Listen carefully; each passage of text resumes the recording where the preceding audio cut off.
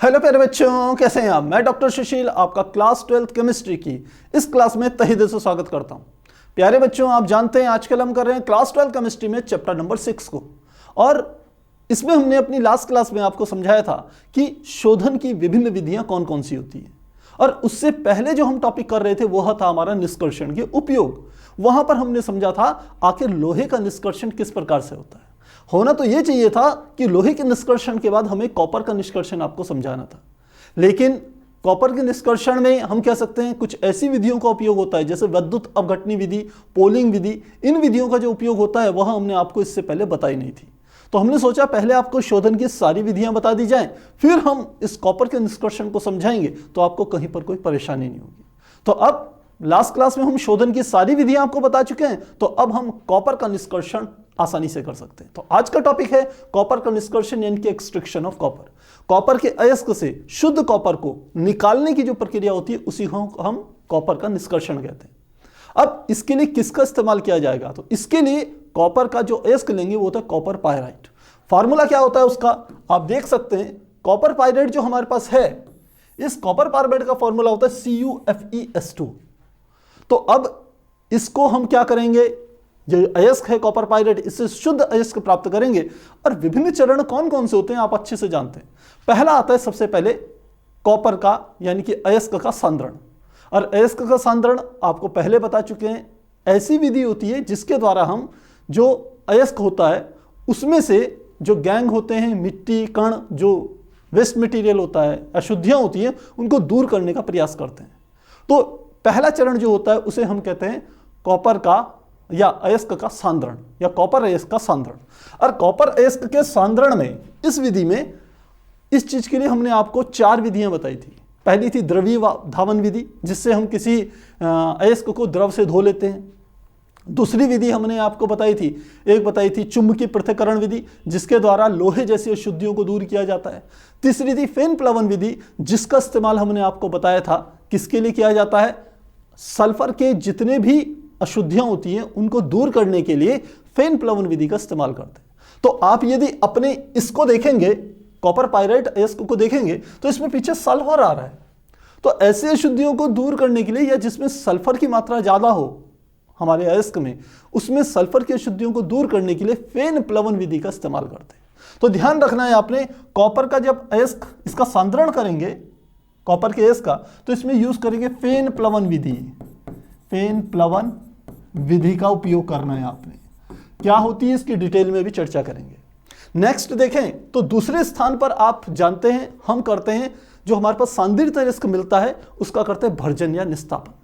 अब भर्जन करें या निस्तापन करें, क्या करें, इसमें से किस चीज का इस्तेमाल किया जाए, यह डिपेंड करता है कि आपके पास जो अयस्क है वो क्या है। आप इस अयस्क में देखेंगे, यदि आप निस्तापन करना चाहते हैं तो निस्तापन होता है कि यदि हम सांद्रित अयस्क को ऑक्सीजन की अनुपस्थिति में, ध्यान रखना, ऑक्सीजन की अनुपस्थिति में यदि सांद्रित अयस्क को गर्म किया जाए तो इस विधि को कहते हैं निस्तापन। और इसका इस्तेमाल किया जाता है यदि हमारे पास हाइड्रेटेड ये हो, क्या कह सकते हैं, अयस्क हो, यानी कि उसमें नमी हो, और या फिर वो कार्बोनेट की फॉर्म में हो। तो इस तरीके का यदि हो तो हम किसका इस्तेमाल करते हैं, निस्तापन का उपयोग करते हैं। लेकिन इस वाले अयस्क में ऐसी कोई समस्या नहीं है, न तो इसमें कोई कार्बोनेट है न इसमें कोई नमी है, तो हम इसके लिए किसका इस्तेमाल करेंगे, भर्जन का उपयोग करेंगे। तो निस्तापन का यहां पर इस्तेमाल नहीं करेंगे, तो सांद्रित अयस्क का क्या करेंगे, भर्जन करेंगे। और भर्जन क्या होता है कि हम जो भी हमारे पास सांद्रित अयस्क आया है उसको ऑक्सीजन की उपस्थिति में क्या करेंगे, गर्म करेंगे। तो क्लियर होगी बात। अब हमारे पास भर्जित अयस्क आ गया। अब भर्जित अयस्क के बाद हम क्या करते हैं, अगला स्टेप हमारा होता है प्रगलन का। प्रगलन जिसे स्मेल्टिंग भी कहते हैं। स्मेल्टिंग का क्या उपयोग है, जो हमारे पास भर्जित अयस्क आया है उसमें क्या होगी, कुछ अशुद्धियां भी होंगी, और कुछ अशुद्धियां जो होती हैं वो अगलनीय होती है, यानी कि जो गलती नहीं है, तो हम चाहते हैं वो गल जाए। तो इसके लिए प्रगलन विधि का उपयोग किया जाता है। प्रगलन में हम क्या करते हैं, कुछ एक ऐसा गालक मिला देते हैं, कुछ ऐसा कंपोनेंट मिला देते हैं जो अशुद्धियों के साथ मिल करके हम कह सकते हैं एक ऐसे पदार्थ का निर्माण करें, एक ऐसा कंपाउंड बना दे जिसका कि गलनांक क्या हो, कम हो। इस तरीके से हम अगलनीय अशुद्धियों को प्रगलन की विधि में क्या कर लेते हैं, दूर कर लेते हैं। तो इसको देखेंगे। यहां पर एक और विधि इसके बाद आएगी, क्योंकि प्रगलन से हमें जो मिलता है, कॉपर मिलता है, यहां पर जो कॉपर मिलेगा वो 50% शुद्ध होगा। तो 50% शुद्ध कॉपर को और अच्छे से और अधिक प्यूरिफाई फॉर्म में प्राप्त करने के लिए हम अगली विधि का उपयोग करते हैं, जिसे कहते हैं बेसेमेरीकरण। तो अगला जो हमारा स्टेप आता है वो आएगा बेसेमेरीकरण। बेसेमेरीकरण क्या होता है, पूरा प्रोसेस आपको समझाऊंगा। और इससे हम देखते हैं हमें जो मिलता है कॉपर, वो लगभग मिलता है 98% शुद्ध कॉपर मिल जाएगा। पर आप चाहते हो कॉपर और अधिक शुद्ध मिले, 99 से भी ज्यादा शुद्ध मिले हमारे को, तो उसके लिए एक और अगला स्टेप करेंगे, और जिसको कि हम कहते हैं फफोलेदार कॉपर का संशोधन। क्योंकि बेसेमेरीकरण विधि से जो हमें कॉपर मिलता है वो फफोलेदार मिलता है, डिटेल में समझेंगे अभी इसको। और उस कॉपर का हमें शोधन करके प्राप्त करना होता है 99.9%। तो क्या करेंगे, शोधन में 99.9% कॉपर को हम प्राप्त कर लेंगे, शुद्ध कॉपर को। किन दो विधियों का इस्तेमाल करेंगे, आप किसी भी एक विधि का कर सकते हैं। एक हमारी होती है पोलिंग मेथड और दूसरी होती है विद्युत अपघटनी विधि। तो इस तरीके से हम इन चरणों का उपयोग करेंगे। तो मुझे लगता है आपको समझ में आ गया होगा। आप चाहें तो ले सकते हैं इस पेज का एक स्क्रीनशॉट लेना चाहेंगे 1 2 3 4। नेक्स्ट देखते हैं। अब स्टार्ट करते हैं सबसे पहले अयस्क का सांद्रण, यहां से स्टार्ट करते हैं। तो सबसे पहले आ गया अयस्क का सांद्रण। इसके लिए हमने कहा किस विधि का उपयोग करेंगे, फेन प्लवन विधि का उपयोग करेंगे। क्यों करेंगे, रीजन मैंने बता दिया, क्योंकि इस वाले कॉपर का जो हमारे पास अयस्क है कॉपर पायराइड, इसमें सल्फर अशुद्धि के रूप में हमें मिल रहा है। और जहां पर भी सल्फर अशुद्धि के रूप में हो वहां पर फेन प्लवन विधि का जरूर इस्तेमाल करते हैं। अब फेन प्लवन विधि क्या है, फेन प्लवन विधि में आपको पता है कि इस तरीके से हम क्या करते हैं, एक बीकर ले लेते हैं, इसमें कोई जल भर देंगे। आप इस तरीके से कोई जल भर दीजिए। यहां पर से हम एक पाइप डाल देते हैं इस तरीके से, इस तरीके से पाइप। और यहां पर कोई एक पंखा लगा हुआ होता है, ये हमारा क्या होता है, एक फैन होता है लगा हुआ नीचे की ओर। ये फैन यहां से जुड़ा हुआ होता है। तो अब इस वाले हिस्से से हम क्या करते हैं कि यहां से डाल देते हैं किस किस को, यहां से अयस्क, जो आपका अयस्क जो भी है उसको चूरा करके, चूर्णित अयस्क लिख सकते हैं इसको, चूर्णित अयस्क। और इसी के साथ में थोड़ा सा हम तेल भी मिलाते हैं। वो तेल किसका हो सकता है, वो यूकेलिप्टस का हो सकता है, चीड़ का तेल हो सकता है। तो तेल प्लस चूर्णित अयस्क, इन दोनों को इस रास्ते से अंदर भेज देते हैं। तो अंदर की ओर ये पूरा का पूरा क्या है, ये वाला हिस्से में क्या है, ये हमारा जल होता है। और ऊपर की ओर से यहां से हम क्या अंदर की ओर प्रवेश कराते हैं, वायु। और यह हमारा जो फैन होता है, ये ऊपर एक मोटर लगा करके, ये वाला जो फैन होता है ये रोटेट करना शुरू करता है तेजी से। जब ये रोटेट करता है तो यहां से जो चूर्णित अयस्क तेल के साथ मिलकर के अंदर आ रहा है, वो क्या होगा, उसमें हम कह सकते हैं जैसे बाल्टी में आप कपड़े धोने के लिए सर्फ डाल करके हिलाते हैं ना, तो झाग बनता है। तो ठीक इसी प्रकार से जब ये फैन चलेगा तो यह चूर्णित अयस्क और तेल जो इसके अंदर आ रहा है उसको घुमा करके क्या कर देगा, एक झाग तैयार करेगा। और वह झाग कहाँ इकट्ठा हो जाता है, वह झाग यहां पर इकट्ठा हो जाता है। ये हमारा झाग होता है। ये क्या है, झाग। अब ये झाग कैसे तैयार होता है ये भी आपको बता दूं। देखिए होता क्या है कि इस चूर्णित अयस्क में तेल मिला हुआ होता है। तेल मिलने के कारण क्या होते हैं कि जो भी हमारे अयस्क में जो सल्फर होता है, वह सल्फर तेल में भीग करके क्या हो जाता है, थोड़ा हल्का हो जाता है। और हल्का होने के कारण जब इसे घुमाते हैं तो यह क्या हो जाता है, उठ करके ऊपर आ जाता है और झाग के रूप में ऊपर स्थित हो जाता है। जबकि जो अन्य अशुद्धियां होती हैं, अन्य अशुद्धियां कौन सी हो सकती है, मिट्टी हो सकती है, छोटे छोटे कंकड़ हो सकते हैं, छोटे छोटे कुछ और भारी पदार्थ हो सकते हैं, वो तेल के साथ जल के साथ भीग करके वो क्या हो जाते हैं, भारी हो जाते हैं। तो जो अयस्क होगा वो तेल के साथ मिल करके हल्का हो जाएगा और ऊपर की ओर झाग का निर्माण करेगा।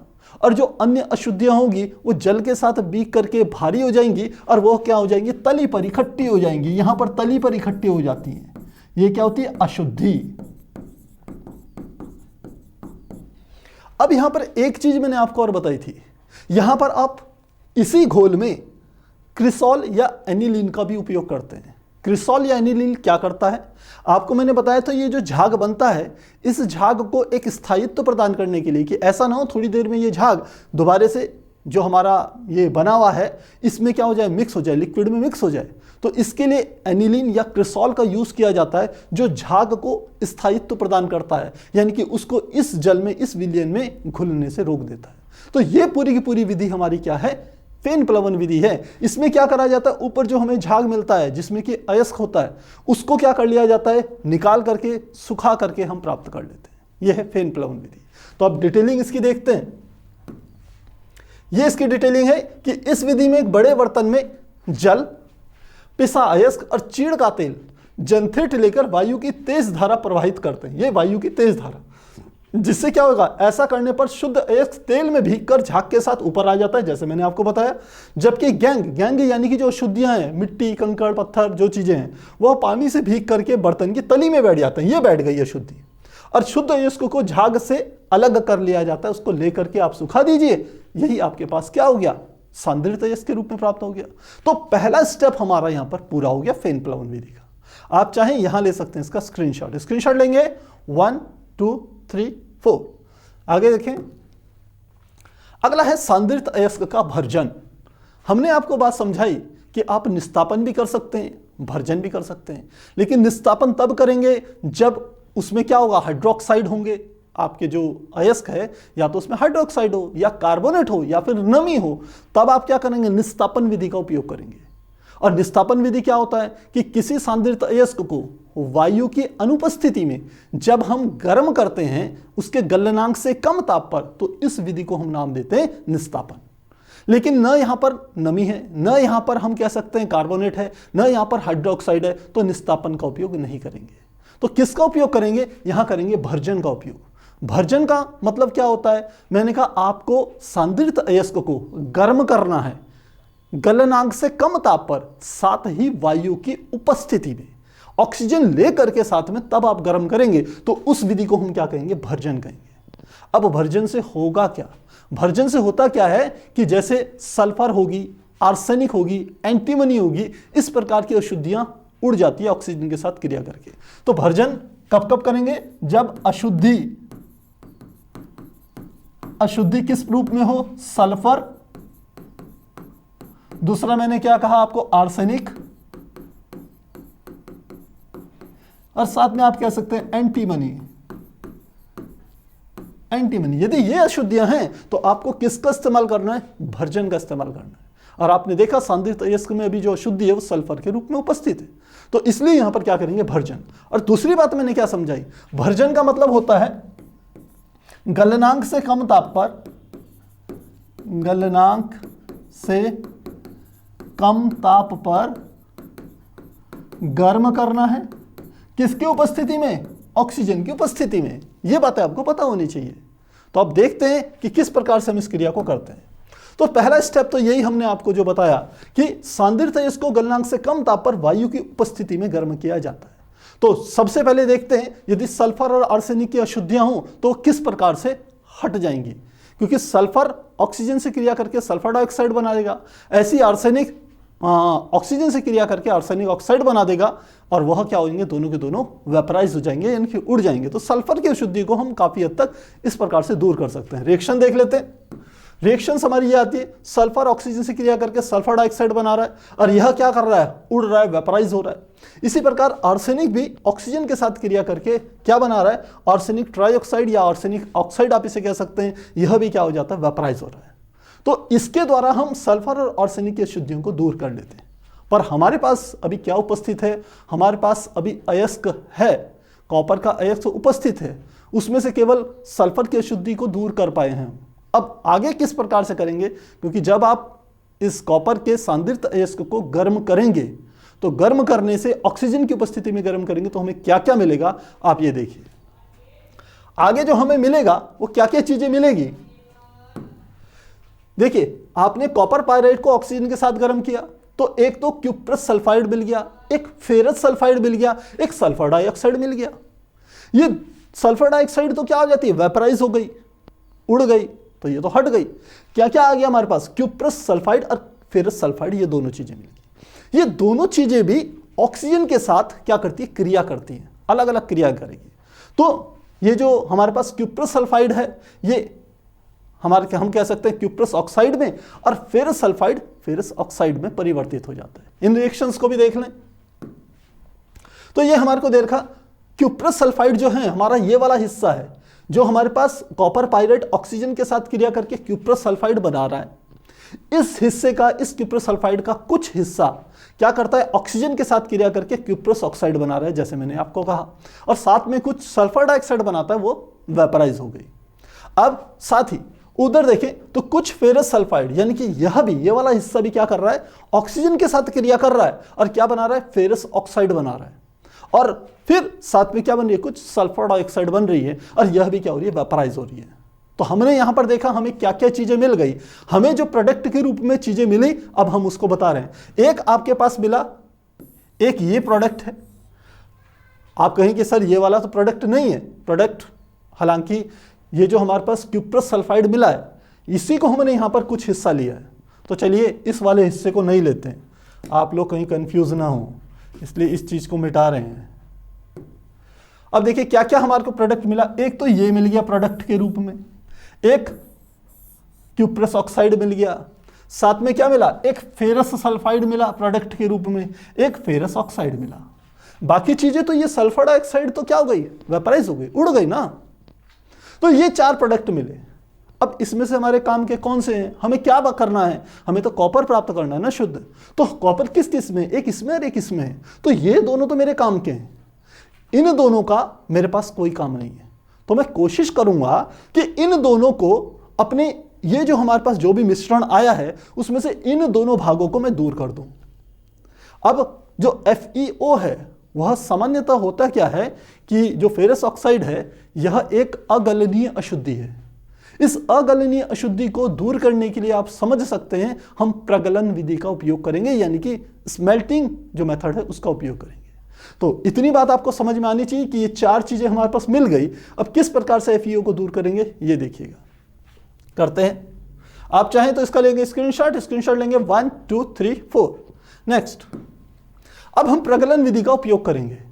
प्रगलन विधि क्या विधि होती है, प्रगलन विधि एक ऐसी विधि है जिसमें हम जो हमारे पास भर्जित अयस्क प्राप्त होगा उसमें जो अगलनीय शुद्धियां होगी उन अगलनीय शुद्धियों को दूर करने के लिए, हटाने के लिए प्रगलन का उपयोग किया जाता है। तो अगलनीय शुद्धियां कैसे दूर होगी, क्योंकि हम प्रगलन में हम कोई एक भट्टी ले लेते हैं, जैसे हम यहाँ वात्या भट्टी लेंगे और वात्या भट्टी में हम अपने भर्जित अयस्क को गर्म करेंगे। जब गर्म करेंगे तो अगलनीय शुद्धियों को दूर करने के लिए हम इस्तेमाल करते हैं गालक का। और मैंने आपको पहले ही बताया था कि गालक एक हमारा ऐसा कंपोनेंट होता है जो अगलनीय शुद्धि के साथ मिल करके क्या कर देता है, एक ऐसा कंपोनेंट बना लेता है जो कि गलनीय होता है, जो कि गल जाता है, और जब गलित अवस्था में प्राप्त होता है तो इसको आसानी से हम क्या कर लेते हैं, दूर कर लेते हैं। तो यहां पर हम जिस गालक का उपयोग करेंगे वो हमारे पास होगा सिलिका। ध्यान रखना, प्रगलन में जो सिलिका क्या होगा, एक गालक के रूप में इस्तेमाल करेंगे, और प्लस हम कार्बन का इस्तेमाल करेंगे, कार्बन या कोक का इस्तेमाल करेंगे, ये एक अपचायक होगा। तो आप समझ सकते हैं प्रगलन में हमारा 2 काम होंगे, एक अगलनीय शुद्धियों को दूर करने के लिए गालक का उपयोग करके अगलनीय शुद्धियां दूर करेंगे, और दूसरा हम क्या करेंगे, जो हमारे पास भर्जित अयस्क है उसका अपचयन करेंगे कोक या कॉपर की उपस्थिति में, सॉरी कार्बन की उपस्थिति में, क्योंकि ये कार्बन है C। तो क्या मेथड यूज करेंगे, ध्यान दीजिए। सबसे पहले जो हमने आपको बात बताई है वही यहां पर लिखी हुई है कि भर्जित अयस्क में सिलिका यानी कि SiO2 तथा कोक को मिला दिया जाता है, वात्या भट्टी में गर्म करना है, जिससे निम्न क्रियाएं होंगी। तो कौन कौन सी क्रियाएं होगी, ध्यान देनी है आपने। सबसे पहले जो हमारे पास कॉपर ऑक्साइड था, क्यूप्रस ऑक्साइड फेरस सल्फाइड के साथ क्रिया करता है और क्या बना देगा, क्यूप्रस सल्फाइड तथा फेरस ऑक्साइड ये बना देगा।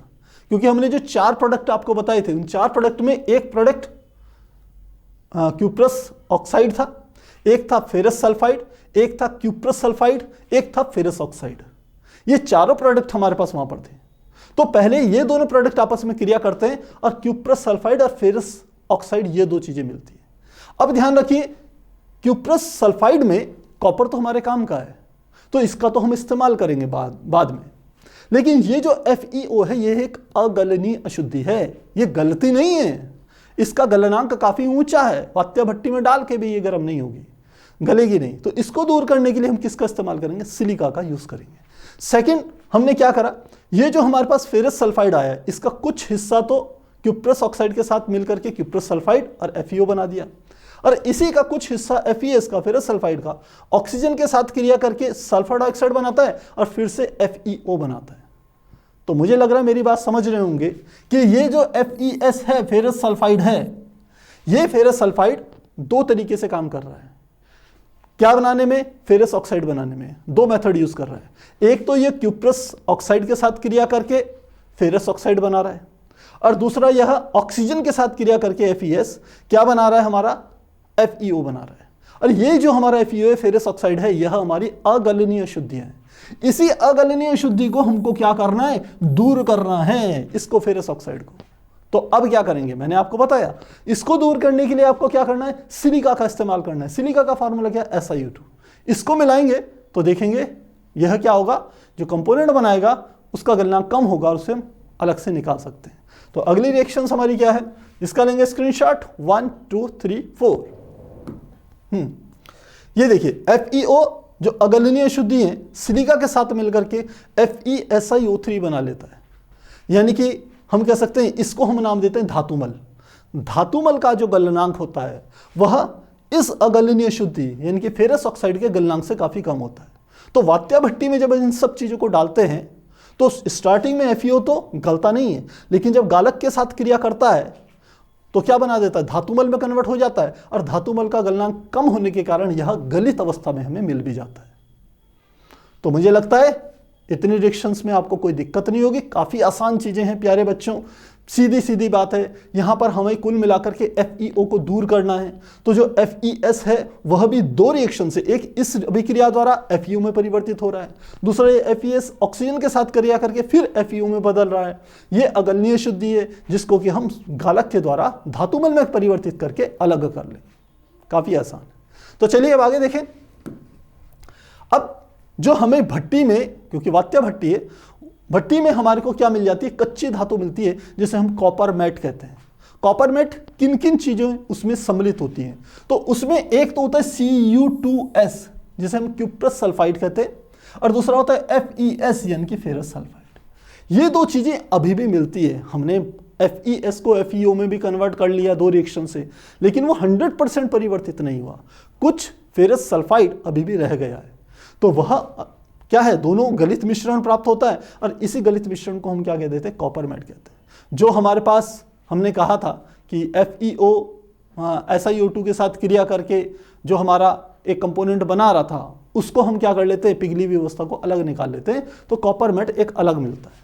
तो अब इंपॉर्टेंट बात क्या है? इसमें केवल 50% कॉपर होता है। अब आप ऐसे नहीं कर सकते केवल 50% कॉपर को ही इस्तेमाल में लाएं, आप चाहते हैं उससे 98% कॉपर आपको मिले। तो 98% कॉपर को प्राप्त करने के लिए हम जो अगली विधि का इस्तेमाल करेंगे उसे कहते हैं बेसेमरीकरण विधि। तो अब उसे देखते हैं। अगली विधि है बेसेमरीकरण। थोड़ा सा इसके शब्द पे ध्यान दीजिए। इसके शब्द में आ रहा है बेस। बेस यानी कि जिसे हम कहते हैं क्षार। तो हम क्या करते हैं, कोई एक भट्टी ली और उस भट्टी की जो वॉल्स होती हैं, ये हमने एक मान लो एक भट्टी ले ली, और इस भट्टी की ये जो वॉल होती है, ये वाली दीवारें होती हैं, इस दीवारों पर हम एक क्षार का उपयोग कर लेते हैं, एक क्षार लगा देते हैं। वह क्या करती है? किसी अम्ल के साथ क्रिया करके उसको निष्क्रिय कर देती है। तो आप ये कह सकते हैं कि यहां पर हम जिस क्षार का इस्तेमाल करेंगे वो होगा CaO, कैल्शियम ऑक्साइड का इस्तेमाल करेंगे क्षार के रूप में, और इसी क्रिया को हम क्या कहते हैं? बेसेमरीकरण विधि कहते हैं। तो देखते हैं इसको, बेसेमरीकरण विधि को। तो सबसे पहले गलित मैट में SiO2 मिला करके, SiO2 हमारे पास क्या है? गालक है, उसको मिलाया हमने और बेसेमर परिवर्तक में भर दिया जाता है, जो कि मैंने आपको यहां पर बात समझाई। गर्म वायु प्रवाहित करके मिश्रण में निम्न क्रियाएं होती हैं। ध्यान दीजिएगा, ये जो बेसेमरीकरण है ये एक भट्टी में ही होता है, और वात्या भट्टी जैसे हमने आपको पहले बता चुके हैं वो किस प्रकार से प्रोसेस करती है, किस प्रकार से काम करती है, उसको डिटेल में बता चुके हैं। बस ध्यान रखना है बेसेमरीकरण में उसकी दीवारों पर हमने क्या लगा देना है? एक क्षार लगा लेना है, एक बेस लगा लेना है, जिसको कि हम यहाँ CaO कह रहे हैं। अब हमने क्या करा कि जो हमारे पास गलित मैट आया, जो इसमें 50% कार्बन था, कॉपर था, उसमें हमने क्या करा, गालक को मिलाया और क्या कर दिया, भट्टी में डाल दिया। अब आपको ये नहीं पता ये जो गालक है ये परफेक्ट कितनी मात्रा में मिलाया जाए कि इसका पूरा का पूरा क्या हो, गलित मैट उपयोग कर ले। हो सकता है आप कुछ एक्स्ट्रा SiO2 डाल दे, गालक की मात्रा कुछ ज्यादा आ जाए, तो उसी अतिरिक्त गालक की मात्रा को हटाने के लिए हम इस बेसिमरीकरण विधि का उपयोग करते हैं, जिसमें दीवारों पर क्या लगा दिया जाता है, क्षार लगाया जाता है। तो देखते हैं आगे इसकी रिएक्शंस क्या होती है। देखिए फेरस सल्फाइड, दो चीजें हमें थी, एक हमने पिछली वाली में देखा था, एक कॉपर का मिला था और एक फेरस सल्फाइड, ये दो चीजें हमारे पास मिली थी। तो फेरस सल्फाइड ऑक्सीजन के साथ क्रिया करता है और किस में बदल जाता है, फेरस ऑक्साइड में बदल गया, साथ में सल्फर डाइऑक्साइड आ गया। अब ये FeO फिर से आप समझ सकते हैं अगलनीय अशुद्धि है, तो गालक के साथ क्रिया करके हम क्या देंगे, अलग तरीके से परिवर्तित हो जाएगा। तो किस प्रकार से होगा, ध्यान दीजिए, ये FeO फिर सिलिका के साथ मिलकर फिर से धातुमल का निर्माण कर रहा है। ये तो हमारी पिछली वाली रिएक्शन है जो यहां पर भी घटित हो रही है। तो ये दोनों के दोनों रिएक्शंस आपको समझ में आ गई होगी। ये तो हमारी पिछली वाली रिएक्शंस है जिसमें धातुमल मिल रहा था, और ये धातुमल कहां हो जाता है, नीचे की ओर किसी एक स्थान पर इकट्ठा हो जाता है, तो उसको हम आसानी से अलग कर सकते हैं। और जो अतिरिक्त SiO2 होता है, सिलिका जो अतिरिक्त मात्रा में होता है, वो CaO से क्रिया करके हम कह देंगे अलग लेप बना देगा, वो भी अलग हो जाएगा। उसकी क्रिया भी हम आपको बताते हैं, उसकी क्रिया किस प्रकार से होगी। ध्यान दीजिए, अप्रयुक्त सिलिका यानी कि जो SiO2 है, SiO2 ये जो सिलिका है, बेसिमर परिवर्तक का क्षारीय स्तर उसे अवशोषित कर लेता है। जो दीवारों पर लगा हुआ है वो उसे क्या कर लेगा, सिलिका को, अतिरिक्त सिलिका को, गालक को अवशोषित कर लेता है।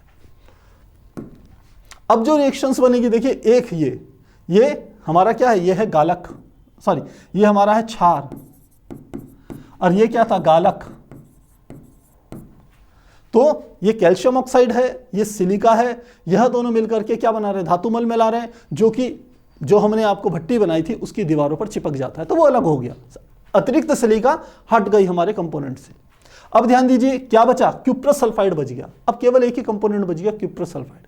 तो क्यूप्रस सल्फाइड ऑक्सीजन से क्रिया करके क्यूप्रस ऑक्साइड में बदल जाता है। ध्यान देने वाली बात यह है कि सारा का सारा क्यूप्रस सल्फाइड क्यूप्रस ऑक्साइड में परिवर्तित नहीं होता, इसका केवल कुछ भाग, कुछ हिस्सा क्यूप्रस सल्फाइड का क्यूप्रस ऑक्साइड में परिवर्तित हो रहा है। साथ में सल्फर डाइऑक्साइड, ये सल्फर डाइऑक्साइड तो क्या हो जाएगी, वेपराइज हो जाएगी, यानी कि उड़ जाएगी। क्लियर।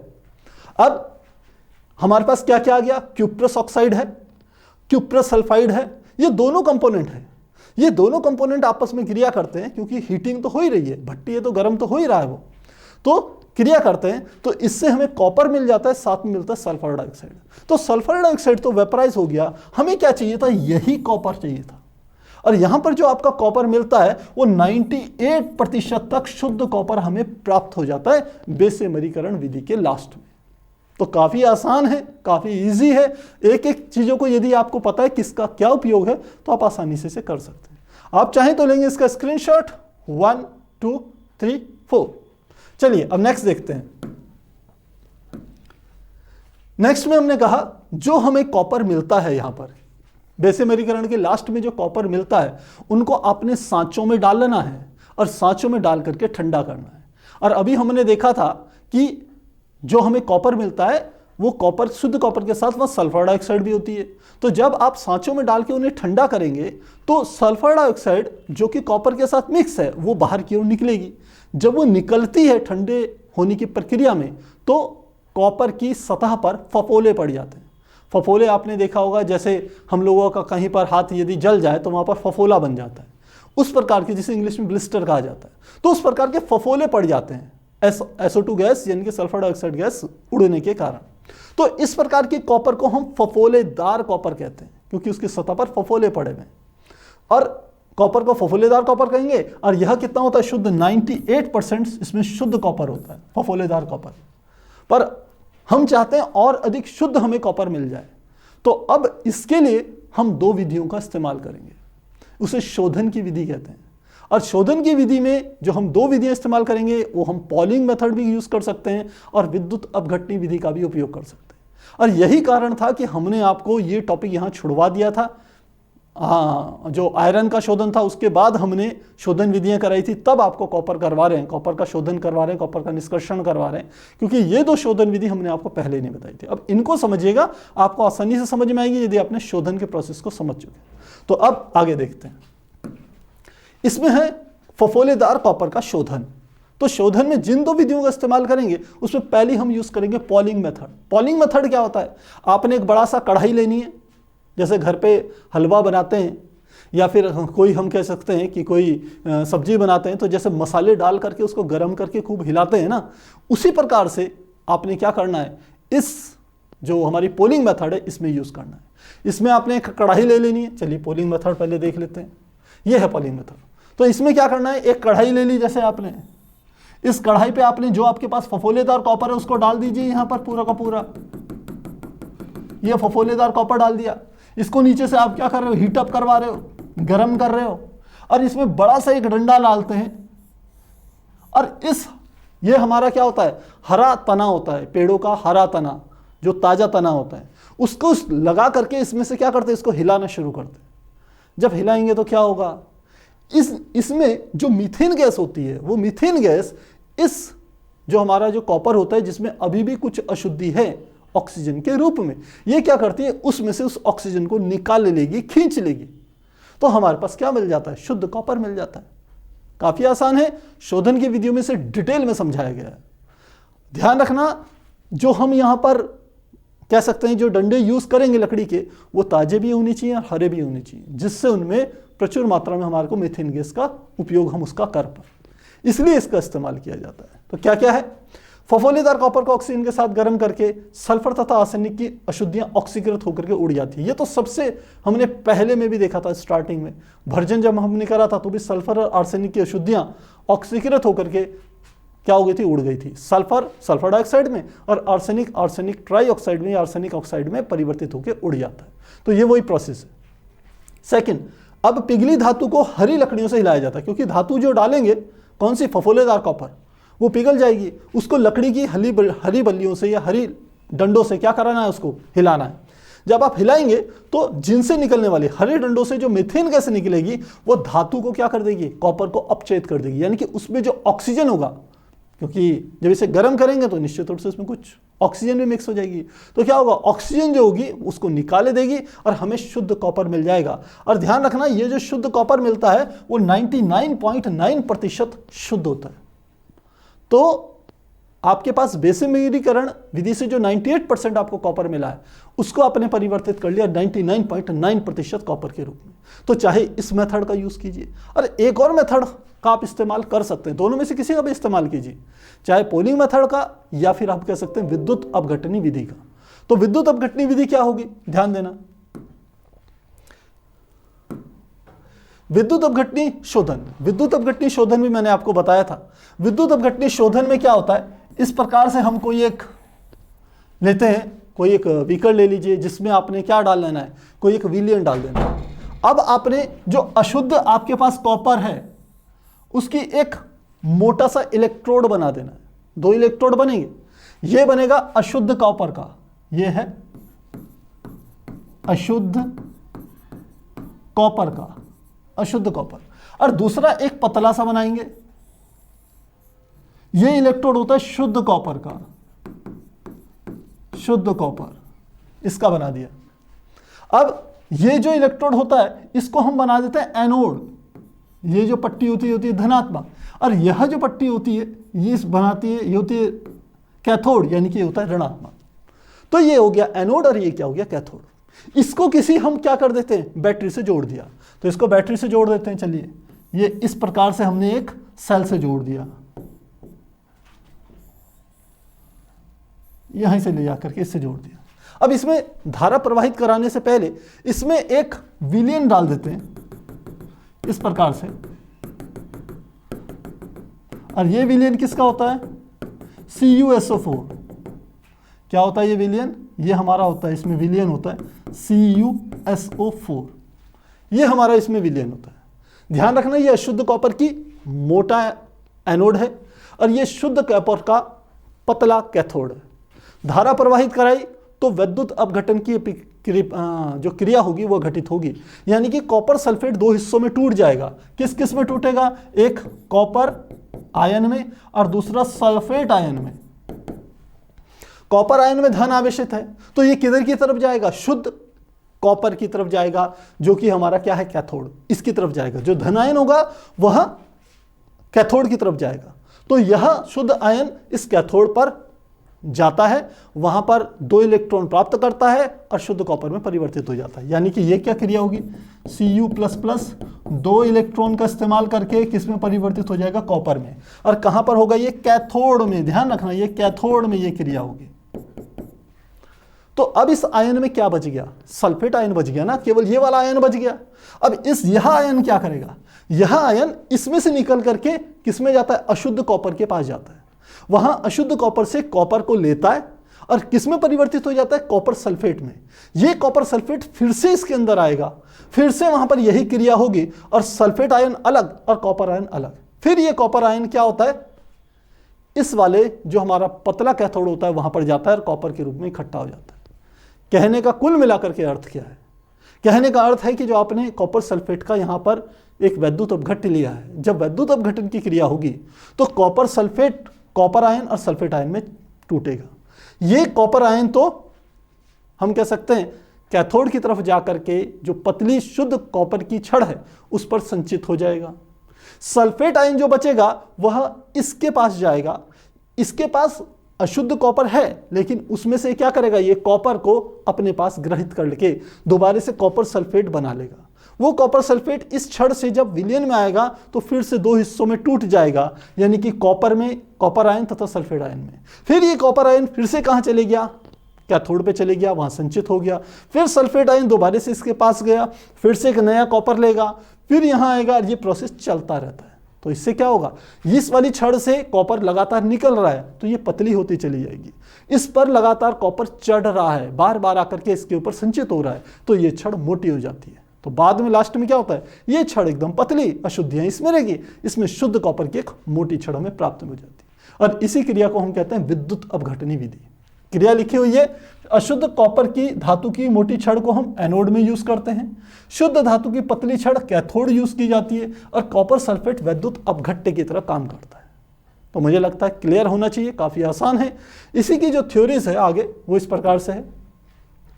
धारा प्रवाहित करने पर कॉपर एनोड से विलयन में तथा विलयन से कैथोड पर चढ़ने लगता है, जो मैंने आपको बताया। क्रियाएं ये मैं आपको बता चुका हूं। कॉपर सल्फेट कॉपर आयन में तथा सल्फेट आयन में टूट गया। एनोड पर ये जो सल्फेट आयन था वह जो अशुद्ध कॉपर में से कॉपर को इकट्ठा कर लेता है, अपने पास संचित करता है और कॉपर सल्फेट बना लेता है। ये कॉपर सल्फेट फिर से विलयन में गया और वहां विलयन में जाकर के यही वाली क्रिया हुई, जिससे कॉपर आयन तो कहां चले गया? कैथोड पे चले गया। यहां 2 इलेक्ट्रॉन इसने इस्तेमाल करे और यहां पर क्या करा इसने? ये कॉपर में परिवर्तित हो गया। तो कॉपर ने 2 इलेक्ट्रॉन इस्तेमाल करके कैथोड पे शुद्ध कॉपर में परिवर्तित हो गया। तो कैथोड की जो शुद्ध कॉपर की छड़ है वो धीरे धीरे मोटी होती जाएगी और अशुद्ध कॉपर की छड़ से क्योंकि कॉपर निकल रहा है बार बार तो वो पतली होती जाएगी। अंत में हमें शुद्ध कॉपर प्राप्त हो जाएगा। इस विधि से भी जो कॉपर प्राप्त होता है वो 99.9% तक शुद्ध कॉपर हमें प्राप्त होता है। तो आप पोलिंग विधि का यूज कीजिए, चाहे आप इस मेथड का यूज कीजिए, दोनों में से किसी का भी यूज करेंगे कोई दिक्कत नहीं है। तो प्यारे बच्चों, मुझे लगता है आपको समझ में आ गया होगा। अब हम चलते हैं और अब समझते हैं आखिर इस कॉपर के क्या उपयोग हैं। हमने प्राप्त तो कर लिया, कॉपर का निष्कर्षण हो गया, लेकिन व्यवहारिक जीवन में क्या उपयोग है इसके, इसको समझते हैं। तो काफी आसान है उपयोगों को समझना। कॉपर के उपयोग कौन कौन से होते हैं हम तो जानते ही हैं। मैक्सिमम घरों में सबसे पहले आप प्रेफर करते हो कॉपर के वायर्स को यूज करना, तो बिजली के तार बनाने में कॉपर का इस्तेमाल किया जाता है। जितनी भी मोटर्स होती हैं उन सब में कॉपर वायर का यूज होता है, चाहे आपकी पंखे की मोटर हो, चाहे आपकी घरों में जो टुल्लू पंप होते हैं जो पानी खींचते हैं उनकी मोटर हो, या किसी भी चीज की मोटर हो, उन सब में, चाहे आपकी वो गेहूं पीसने की मशीनों में जो मोटर यूज होती है उसका इस्तेमाल हो। तो मोटर का मतलब जो कोई एक ऐसा उपकरण जो चीजों को घुमाए, रोटेशन करवाए, वहां पर मोटर का इस्तेमाल होता है। उन सब जगहों पर कॉपर वायर का ही इस्तेमाल होता है। आप एसी देखोगे, एसी की ऐड देखोगे टीवी में, तो उसमें लिखा होता है शुद्ध कॉपर, 100% कॉपर, क्योंकि वहां पर भी क्या करते हैं हम, बहुतायत कॉपर का ही इस्तेमाल करते हैं। तो केबल में तार में विद्युत उपकरण बनाने में हम किसका उपयोग करते हैं? कॉपर का इस्तेमाल करते हैं। इसके अलावा बर्तन बनाने में, डिब्बे बनाने में, केतली बनाने में, सिक्के बनाने में भी कॉपर का इस्तेमाल किया जाता है। इसके अलावा सोना तथा चांदी में मिश्र धातु के रूप में भी कॉपर का इस्तेमाल किया जाता है। और सबसे इंपॉर्टेंट बात, जल वाष्प के लिए जो पाइप बनाते हैं, बहुत सी जगहों पर आप जल को या वाष्प को एक जगह से दूसरी जगह तक ले जाना चाहते हैं, जैसे गीजर हो गए, तो उनमें भी क्या किया जाता है? जल वाष्प या वाष्प जल को ले जाने के लिए हम किसका इस्तेमाल करते हैं? कॉपर के पाइप्स का यूज किया जाता है। तो यह हमारे प्यारे बच्चों कॉपर के हैं उपयोग, और इसी के साथ आज का ये टॉपिक होता है समाप्त। मुझे उम्मीद है आपको कॉपर का निष्कर्षण अच्छे से समझ में आया होगा। कॉपर का निष्कर्षण और आयरन का निष्कर्षण काफी इंपॉर्टेंट है, बहुत बार, मैक्सिमम बार बोर्ड एग्जाम में पूछे जाते हैं। तो फिर मिलते हैं नेक्स्ट क्लास में, तब तक के लिए गुड बाय।